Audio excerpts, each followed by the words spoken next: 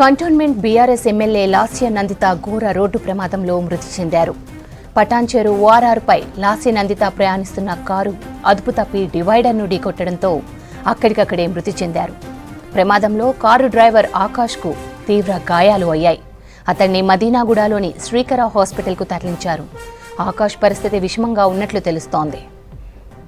Accident జరిగిన spot నుంచి మరిన్ని డీటెయిల్స్ రత్నకుమార్ అందిస్తారు. రత్న, ప్రమాద వివరాలేంటి? శ్రవంతి, ఇవాళ తెల్లవారుజామున జరిగిన రోడ్డు ప్రమాదంలో Cantonment BRS MLA Lasya Nandita చనిపోవడం జరిగింది. ప్రస్తుతం మనం ఇన్సిడెంట్ జరిగినటువంటి ఆ స్పాట్ వద్ద ఉన్నాం. ప్రస్తుతం మనం విజువల్స్లో చూస్తున్నాం. ఇటు పటాన్చెరు ఓఆర్ఆర్ మీద నుంచి సదాశివపేట ఇవాళ ఉదయం తెల్లవారుజామున 6:30 ప్రాంతంలో ఇదే రూట్లో లాస్య నందిత కారులో ప్రయాణిస్తున్నారు. ఆ డ్రైవర్ పక్కన ఆమె కూర్చొని ఉన్నారు. సో మనం ఎగ్జాక్ట్గా చూస్తున్నటువంటి ఈ లొకేషన్కి ఇక్కడ ఇప్పుడు పటాన్చెరు ఓఆర్ఆర్ మీద ట్రావెల్ చేస్తున్నటువంటి సమయంలోనే ఇక్కడ నుంచి సదాశివపేటకు వెళ్తున్న సమయంలోనే సరిగ్గా ఈ ప్లేస్కి రాగానే ఒక్కసారిగా ముందెళ్తున్నటువంటి ఒక భారీ వెహికల్ను లాస్య నందిత ప్రయాణిస్తున్నటువంటి ఆ కారు ముందెళ్తున్నటువంటి వెహికల్ను ఢీకొట్టడం జరిగింది. ఢీకొట్టిన వెంటనే స్టీరింగ్ అనేది ఒక్కసారిగా కూడా కంట్రోల్ తప్పింది. కంట్రోల్ తప్పడంతోనే ఒక్కసారిగా ప్రమాదం ఇలా స్టార్ట్ అయింది. సో మనం విజువల్స్లో చూడొచ్చు. ఇక్కడ ఒక్కసారిగా ఢీకొట్టిన వెంటనే మొత్తం పరిస్థితి అనేది ఎంతలా ఉందని దాదాపు ఒక 40 నుంచి 50 మీటర్ల వరకు కూడా వెహికల్ ఈడ్చుకుంటూ కూడా ముందుకు వెళ్ళిపోయింది. సో మొత్తం ఎక్కడి నుంచి స్టార్ట్ అయింది, మొత్తం వాహనానికి సంబంధించి ఆ కారుకు సంబంధించి ఎక్కడికక్కడ మొత్తం ముక్కలు అయిపోవడంతో ఆ ముందు భాగానికి సంబంధించినటువంటి పార్ట్స్ అన్ని కూడా ఆ రోడ్డు మీద పూర్తిగా పడిపోయినటువంటి ఆ విజువల్స్ని కూడా చూస్తూ ఉన్నాం. చూడొచ్చు, ఇదంతా కూడా లాస్య నందిత ప్రయాణిస్తున్నటువంటి వెహికల్ ఇది. సో మొత్తం ప్రమాద తీవ్రత అనేది ఎంత ఎక్కువగా ఉంటే వెహికల్ ఇంతలా ధ్వంసం అయిందో మనం విజువల్స్ చూస్తేనే అర్థం అవుతుంది. వాస్తవానికి డ్రైవరు ముందెళ్తున్నటువంటి వెహికల్ని ఢీకొట్టిన తర్వాత పూర్తిగా వెహికల్ అదుపు తప్పింది. సో ఇదంతా కూడా లాస్య నందిత ప్రయాణిస్తున్నటువంటి వెహికల్స్కి సంబంధించినటువంటి ధ్వంసం అయిన తర్వాత ఎక్కడికక్కడ చెల్లాచెదురు పడిపోయినటువంటి ఆ వెహికల్ పార్ట్స్ ఇవన్నీ.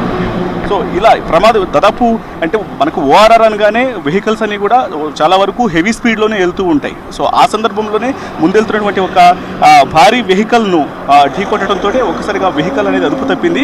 అక్కడి నుంచి కూడా వెహికల్ని కంట్రోల్ చేయడానికి డ్రైవరు కొంత కష్టపడినప్పటికీ కూడా అప్పటికే పరిస్థితి అనేది చేజారిపోయింది. సో మనం విజువల్స్ చూడొచ్చు. మనం అక్కడ స్టార్ట్ అయిన దగ్గర నుంచి వెహికల్ వెళ్ళి రైలింగ్ను ఢీకొట్టడానికి దాదాపు 50 మీటర్ల దూరం ఉంటుంది. 50 మీటర్ల దూరం వరకు కూడా ఒక్కసారిగా అంటే ముందెళ్తున్నటువంటి వెహికల్కు చిక్కుకొని ఆ తర్వాత కొంత ఈడ్చుకెళ్ళిన తర్వాత ఆ పక్కకు జరిగి అప్పుడు రైలింగ్ను ఢీకొట్టడం జరుగుతుంది. అయితే ఈ ఇన్సిడెంట్ జరిగినటువంటి సందర్భంలో మాత్రం ఖచ్చితంగా పక్కనే కూర్చున్న MLA Lasya Nandita seat belt పెట్టుకోవడంతోనే ఆమె ఒక్కసారిగా ముందు భాగానికి తల ఢీకొట్టడం, ఒక్కసారిగా మెడంతా కూడా తీవ్ర గాయాలవటం, వెంటనే అక్కడ స్పాట్లోనే చనిపోయినట్లు కూడా తెలుస్తుంది. సో ఎగ్జాక్ట్గా ఇక్కడికి రాగానే ఇక్కడ మనం చూసినటువంటి విజువల్స్లో చూడొచ్చు.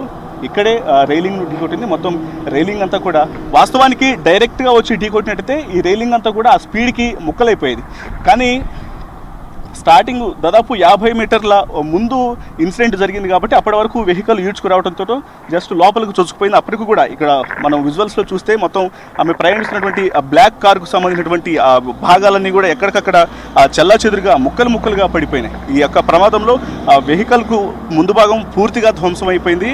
వెంటనే ఇక్కడ నుంచి పోలీసులు ఇక్కడికి చేరుకొని ఆ బాడీలని కలెక్ట్ చేసుకునేటప్పుడు అప్పటికే లాస్య నందిత స్పాట్లోనే చనిపోవడం జరిగింది. వెంటనే ఇన్సిడెంట్ జరిగిన తర్వాత కొద్దిసేపటికే స్థానికంగా ఉన్నటువంటి హాస్పిటల్కు తీసుకెళ్లారు. సో హాస్పిటల్కు తీసుకెళ్లిన తర్వాత అప్పటికే ఆమె చనిపోయిందంటూ కూడా వైద్యులు ధృవీకరించడం జరిగింది. ఇక డ్రైవర్ను మరోవైపున వేరొక హాస్పిటల్కు తీసుకెళ్ళడం జరిగింది. ఆ ప్రస్తుతం ఆయన పరిస్థితి కొంత విషమంగా ఉన్నట్లు తెలుస్తోంది. సో ప్రజెంటు ఇక్కడకు ఇటు పోలీసులు చేరుకున్నారు. అలాగే ఆర్టీ అధికారులు కూడా ఘటనా స్థలానికి చేరుకోవడం జరిగింది. అసలు ప్రమాదం అనేది ఎలా జరిగింది, వెహికల్ అసలు ఎట్లా ముందు ఉన్నటువంటి వెహికల్ని ఎలా ఢీకొట్టింది, అసలు ప్రమాదం అనేది ఎలా జరిగింది, దీనికి సంబంధించి పూర్తి దర్యాప్తు అనేది జరుగుతూ ఉంది. ఆల్రెడీ హైవే మీద కొంత రెస్ట్రిక్షన్స్ ఏర్పాటు చేసి పక్కన కొంత డివైడర్స్ని ఏర్పాటు చేసి ప్రమాదం జరిగినటువంటి తీరునైతే ప్రస్తుతం పోలీసులు దగ్గరుండి కొంత విశ్లేషిస్తున్నటువంటి విజువల్స్ను కూడా మనం చూస్తున్నాం. ఏదేమైనప్పటికీ కూడా జరిగినటువంటి యొక్క ఇన్సిడెంట్లో బీఆర్ఎస్ యువ ఎమ్మెల్యే లాస్ నందిత చనిపోవడంతో ఒక్కసారిగా రాజకీయ వర్గాల్లో కలవరం అనేది స్టార్ట్ అయింది. వాస్తవానికి ఎంతో భవిష్యత్తు ఉన్నటువంటి యువ ఎమ్మెల్యే సమాజ సేవ చేయాలన్న ఉద్దేశంతోనే తండ్రి వారసత్వాన్ని కొనసాగిస్తూ కూడా 2015 నుంచి కూడా ఆమె ట్రావెల్ చేస్తూ ఉంది. మొదట బోర్డు సభ్యురాలుగా కంటోన్మెంట్ పరిధిలో ఆమె పోటీ చేసింది. ఆ తర్వాత కార్పొరేటర్గా కొన్నాళ్ళు కవాడిగూడకు పనిచేసింది. ఆ తర్వాత ఇప్పుడు ఎమ్మెల్యేగా మొదటిసారి అసెంబ్లీలో అడుగుపెట్టింది. గత సంవత్సరం క్రితమే గత కొంతకాలం క్రితమే తండ్రి సాయన్న చనిపోయారు. ఆ తర్వాత అప్పటికే అటు బీఆర్ఎస్ శ్రేణులు ఆయన చనిపోవడంతో కొంత వేదనకు గురయ్యాయి. మరి వెంటనే కొద్ది కాలానికే ఇప్పుడు లాస్య నందిత చనిపోవడంతో ఒక్కసారిగా కూడా కుటుంబంలో విషాద ఛాయలు అలుముకున్నటువంటి పరిస్థితులు కనిపిస్తున్నాయి. సో మరోవైపు ఇప్పటికే మృతదేహాన్ని గాంధీ హాస్పిటల్కు తరలించడం జరిగింది. అక్కడ పోస్ట్ మార్టానికి సంబంధించినటువంటి పనులు కూడా స్టార్ట్ అయిపోయి పోస్ట్ మార్టం పూర్తయిన తర్వాత ఆమె యొక్క మృతదేహాన్ని వెంటనే ఇంటికి తీసుకెళ్లడం జరుగుతుంది. Cantonment BRS MLA Lasya Nandita ఘోర రోడ్డు ప్రమాదంలో మృతి చెందారు. పటాన్చెరు ఓఆర్ఆర్పై లాస్య నందిత ప్రయాణిస్తున్న కారు అదుపు తప్పి డివైడర్ను ఢీకొట్టడంతో అక్కడికక్కడే ఆమె మృతి చెందారు. ప్రమాదంలో కారు డ్రైవర్ ఆకాష్కు తీవ్ర గాయాలు అయ్యాయి. అతన్ని మదీనాగూడలోని శ్రీకర హాస్పిటల్కు తరలించారు.